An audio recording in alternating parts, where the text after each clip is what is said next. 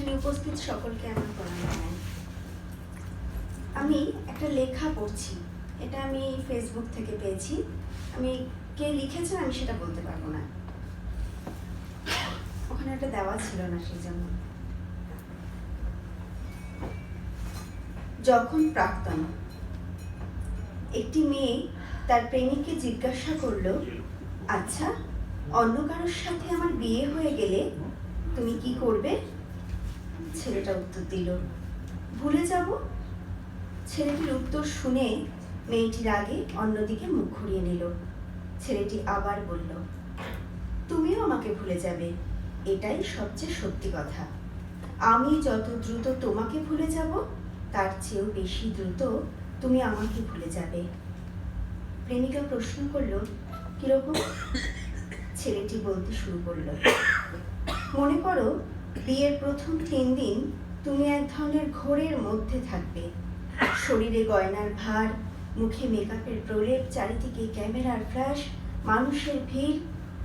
তুমি চাইলেও তখন আমার কথা মনে করতে পারবে না।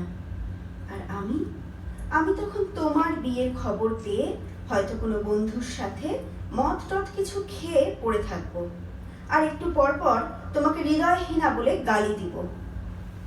আবার পরক্ষণেই পুরনো স্মৃতির কথা মনে করে বন্ধুকে জড়িয়ে ধরে কাঁদব। বিয়ের পরের দিন তোমার আরো ব্যস্ততার মধ্যে সময় কাটবে। স্বামী আর মিষ্টির প্যাকেট এই দুটো হাতে নিয়ে তুমি বিভিন্ন আত্মীয়ের বাড়িতে ঘুরে বেড়াবে। আমার কথা তখন তোমার হঠাৎ হঠাৎ মনে পড়বে। এই যেমন স্বামীর হাত ধরার সময়, একসাথে রিকশায় চড়ার সময়। আর আমি তখন ছন্নছাড়া হয়ে ঘুরে বেড়াবো আর বন্ধুদের বলবো, বুঝলি জীবনে প্রেম ভালোবাসা কিছুই নেই।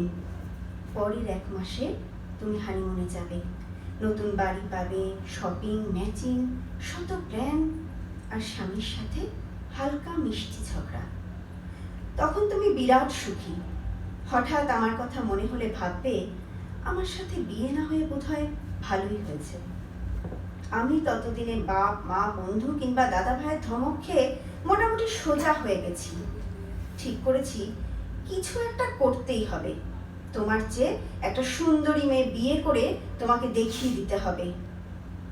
সবাইকে বলবো তোমাকে ভুলে গেছি, কিন্তু তখনও মাঝরাতে তোমার SMS গুলো বের করে পড়বো আর দীর্ঘশ্বাস ছাড়বো। পরের 2 বছর পর তুমি আর এখন প্রেমিকা কিংবা নতুন বউ নও, মা হয়ে গিয়েছো। পুরাতন প্রেমিকের স্মৃতি, আদর, আহ্লাদ এসবের চেয়েও বাচ্চার ডাইপার ফাইপার এসব নিয়ে বেশি চিন্তিত থাকবে। অর্থাৎ তখন আমি তোমার জীবন থেকে মোটামুটি পার্মানেন্টলি ডিলিট হয়ে যাব। এদিকে আমিও একটা কাজ পেয়েছি, বিয়ের কথা চলছে, মেয়েও পছন্দ হয়েছে। আমি এখন ভীষণ ব্যস্ত। এবার সত্যিই ভুলে গেছি। শুধু রাস্তাঘাটে কোনো কাপল দেখলে তোমার কথা মনে পড়ে, কিন্তু তখন আর দীর্ঘশ্বাসও আসবে না। এতদূর পর্যন্ত বলার পর ছেলেটি দেখলো প্রেমিকা ছলছল চোখ নিয়ে ছেলেটির দিকে তাকিয়ে আছে, মুখে কোনো কথা নেই। ছেলেটিও চুপচাপ। একটু পর প্রেমিকা বলল, তবে কি সেখানেই সব শেষ? ছেলেটি বলল, না, কোনো এক মন খারাপের রাতে তোমার স্বামী নাক ডেকে ঘুমোবে, আমার বউ ব্যস্ত থাকবে নিজের ঘুম রাজ্যে। শুধু শুধু তোমার আর আমার ঘুম থাকবে না। সেদিন অতি আমাদের দুজনকে নিঃশব্দে কাঁদাবে। সৃষ্টিকর্তা ব্যতীত যে কান্নার কথা কেউ জানে না। নমস্কার।